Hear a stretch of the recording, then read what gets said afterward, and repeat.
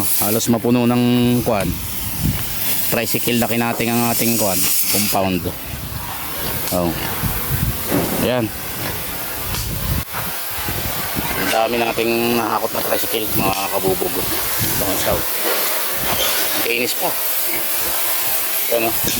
Stainless ang hulihan, stainless ang flooring, ang gilid, ang unahan. Kainis pa. Mabebenta pa natin yung isang yan. Kung iba, puro scrap na to. Ayan, oh. Buti na lang, marami, may magkakating tayo. Kaya tayo ginawa dito kumating na kumating. Itong araw na kami dun sa kwan.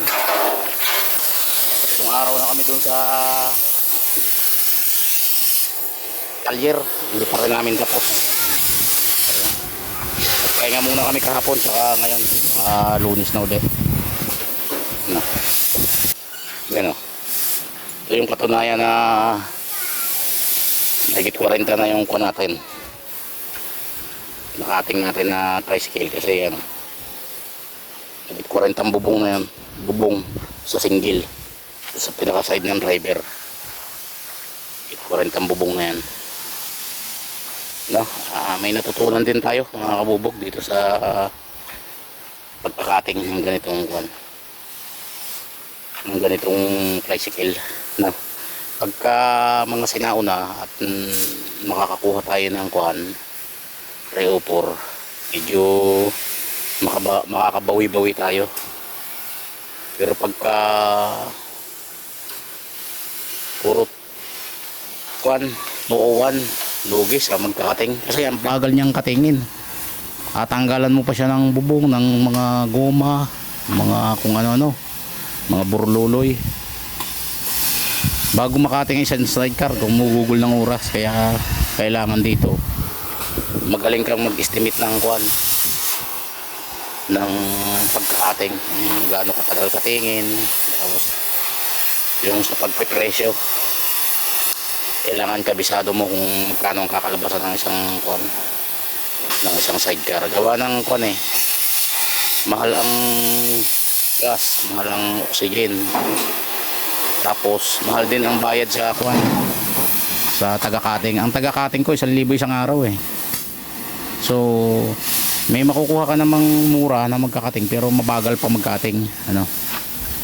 Buti na lang itong aking isang to, kahit medyo kuan, may karanasan na, nakasama ko dati sa kuan, sa trabaho to. Ito yung pahinanti ko na kasama ko dati, bata pa, tapos kasama ko sa pagtatrabaho sa junk shop.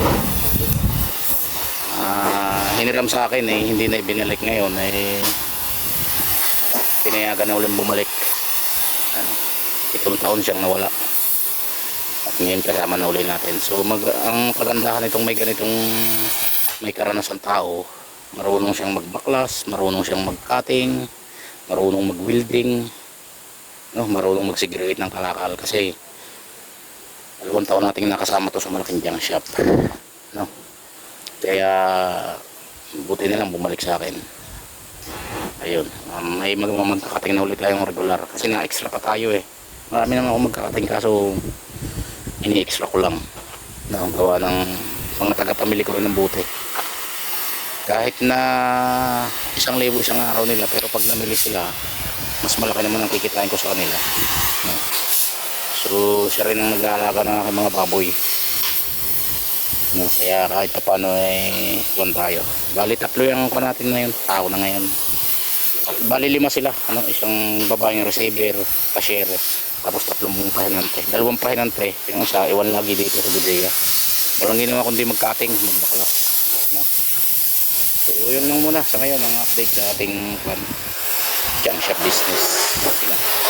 Sana magkaroon kayo ng ideya, mga kabubog, ano, lalong-lalo na sa mga pag-cutting ng ganitong mga tricycle. Kailangan kabisado nyo ang kuan, kakalabasan. Hindi kayo malulugi sa kuan, sa labor cost. Kasi ang nangyayari dito, mga kabubog, nakagarahe sa mga kanya-kanyang kuan dun sa talyer, no? Ang ginawa, binuhat papunta dun sa kuan, sa isang lugar para dun katingin. Pero ang ginawa naman natin doon para hindi tayo magtagal, hinati lang natin ang hinati. Saka natin hinakot papunta dito. At dito nga binabaklas natin ang mga stainless. So hinati uli natin, pinutol-putol naman.